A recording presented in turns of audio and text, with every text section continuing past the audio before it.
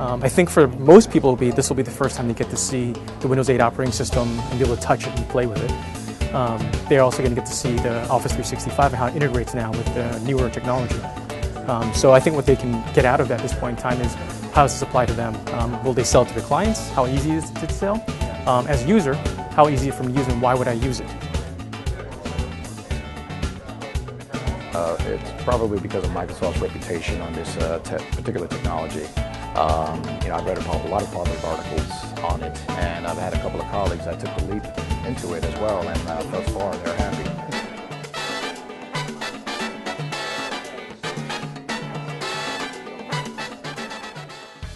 Good morning all. For those who don't know, my name is Sean O'Rourke. I'm one of the 3 principal founders of Syzygy 3. We are a technology consulting and services firm headquartered here in New York City. I'd also like to introduce one of my business partners, William Chan. The cloud's been around for quite some time. They've called it many different things. Microsoft finally figured it's called the cloud and paid to have it called that. And it's available. It's the way everything's going. The competition out there between all the other competitors has pushed everybody to really put all their R&D into it. So now you've got access to all your information at all times, at all places, which is incredible. So again, this is a presentation about Microsoft Office 365 and Windows 8 devices and how it's helping businesses evolve their cloud strategy. What is Office 365? Well, it's essentially Microsoft's cloud services of their collaboration and communication tools. And what I mean by collaboration and communication, obviously email being the big one. So essentially, instead of having your email server on Google or having GoDaddy have it or having it in-house, so in your office space and having to manage it and control it, Microsoft does all of that for you. And Microsoft calls their platform Exchange. And essentially, when you send an email, when you receive an email, Exchange processes it. Microsoft's got 7 publicly acknowledged data centers where Office 365 sits. So that means they have 7 redundancies built into their Office 365 platform. SharePoint Online is a document management system. It does a lot more than just document management, but for the sake of argument, we're just going to talk about document management.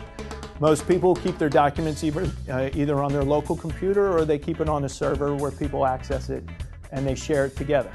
Microsoft uses SharePoint to sort of replicate that kind of situation.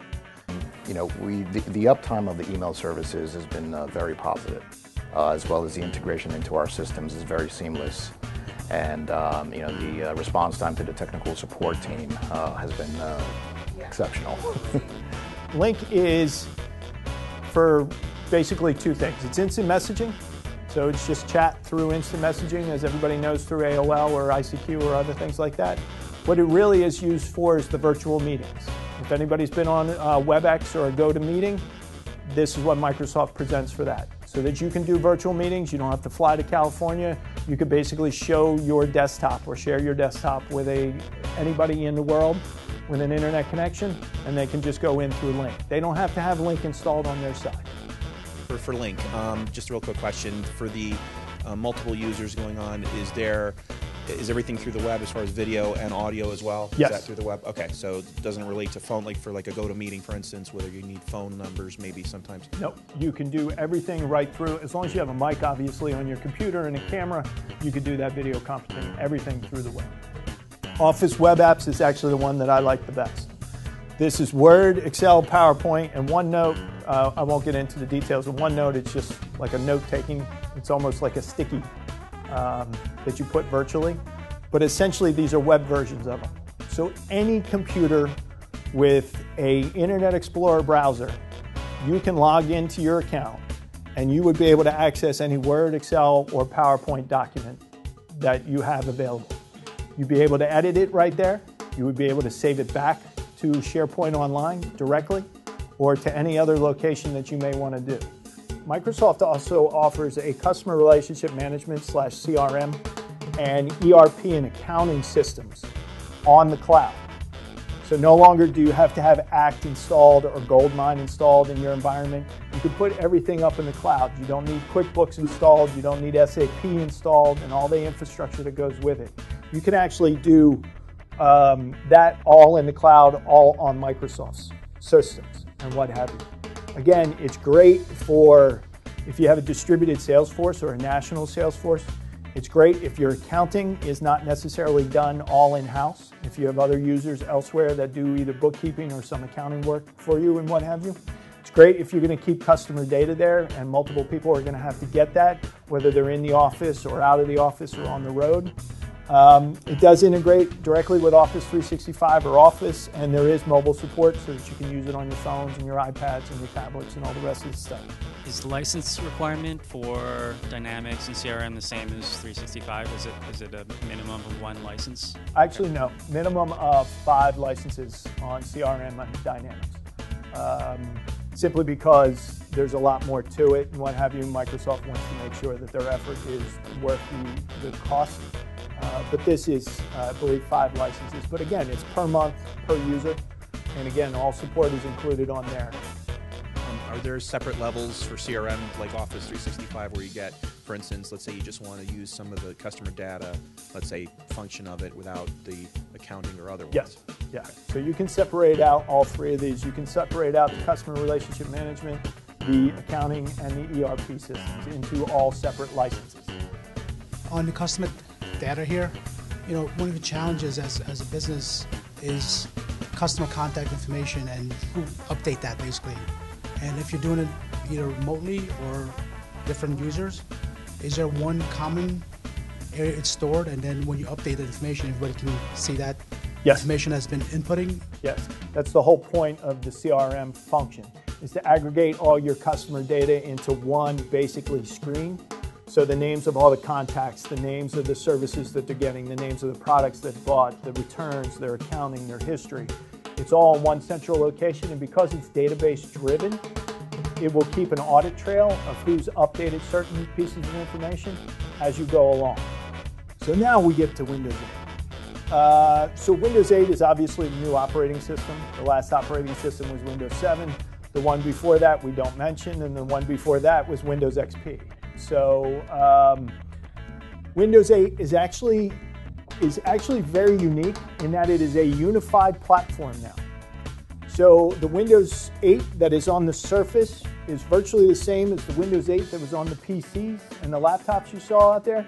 That is virtually the same that's on the phone. Now obviously there are differences between them because of the types of devices that there are. But essentially it's the same operating system. So if you have an application that is going from your Surface tablet to your PC, it'll look and function exactly the same. Surface Pro and RT is a little bit different. Basically, it's an iterative version of Windows 8. It's a little bit bastardized, there's a little bit less functionality to it. Not all legacy applications will work on it. Surface Pro, which will have the full version of Windows 8, that will essentially be a tablet that you can use to replace your laptop. So you can have a tablet now instead of a laptop because it'll be the exact same operating system. You can put any application on there. I'm waiting for it because I'm going to put QuickBooks on there. My QuickBooks file sits in the cloud. I can't use QuickBooks online because it's not functional enough, so my file sits in the cloud. Phone's going to be a little bit different. I couldn't put QuickBooks on my phone per se. I could if they put an app on there and whatnot, but I doubt it. And these are the phones. So I have the phone here. I have mine turned off, but you saw the Nokia and the HTC. I have the HTC here. That will be available. It comes with Office, so you get Office with your phone. So with the Surface, is it going to be available? Like, if you have Verizon, if you have AT&T, if you have T-Mobile, can you use? No, it'll be Wi-Fi only. Next version of it will probably have that, but you will not be able to climb on your cell phone network. Does the Surface easily integrate into an Active Directory environment? Yes, because it's Surface Pro. So it will be the Pro version of it. You will be able to network it. It will be a computer. It'll be a computer. It's just in a tablet format. So if we want to migrate our APCs in our office to the cloud, do we need now to upgrade our existing equipment? No, it doesn't work with a lot of the old versions because the technology that's built into it didn't exist back when they created 2003. The best to have is 2010 or 2013. So does that mean you have to get a whole new computer, or you can No, just you don't necessarily have to. But you have to realize is that anytime you upgrade an Office version, it's bigger. It takes a lot more resources and what have you. So if you have a very old machine, you're going to kill the machine. You'll literally kill the machine. You won't be able to work on it. Any more questions? Okay, well, thank you very much.